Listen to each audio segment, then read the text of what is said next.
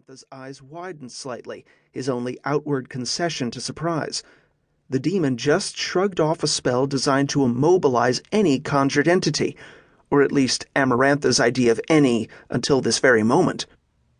Looking at the railing demon, Amarantha, warlock of the Setembria, stroked his chin whiskers as he considered what he observed. A vain man by any measure, he affected purple robes with silver needlework at the collar and sleeves, and had his servant trim his beard and hair weekly, knowing exactly how it should look each time. His receding hairline had caused him to let his dark hair fall to his shoulders, and his dark brows and pointed chin beard gave him a look to match his calling in life, a summoner of demons.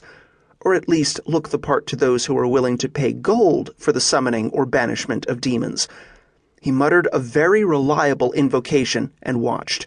The demon should have instantly knelt before his master in abject obedience, but he could sense the summoned creature's rage growing at the command. Amarantha sighed in a mixture of frustration and confusion, and wondered what he had conjured this time. Ignoring the ringing in his ears, the warlock reached into a large belt pouch. He had personally sewn this pouch years ago, patiently weaving magic into the threads as he labored under the supervision of a master artificer named Lechona in the great city of the Serpent River, his one and only attempt at fabricating magic cloth. He had been pleased with the results, this confining bag that let him gather together many stones of power without disastrous consequences.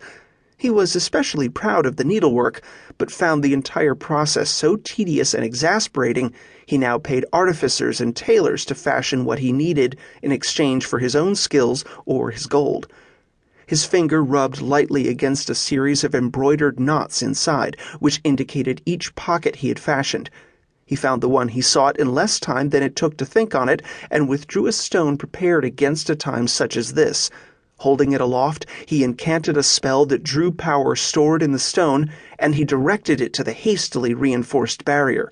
He felt, almost physically, the shock reverberating through the ward as the demon hurled himself against the mystic defense. Then the creature paused, looking at the space in the air where the barrier stood, as if he could see it, and pulled back his massive right fist. He unleashed a blow that might shatter a bull-hide shield, and Amarantha could swear he felt the shock from it travel through the air to strike him. At least that's what he told himself when he flinched. Then the demon struck even harder, and Amarantha raised his hand to reinforce the barrier with more energy. To his astonishment, this time he did feel the energy translated into a blow that ran up his arm, as if he had struck a massive boulder with a sword or scythe. He stepped back until he stood hard against the wall. "What do I do now?" he muttered absently. Again the demon hurled himself at the barrier, and Amarantha, warlock of the Setembria, knew he was going to get through.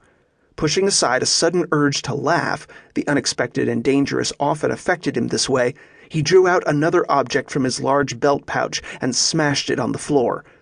A noxious gas erupted from it, and Amarantha fled from the deep cave in which he had conjured the monster.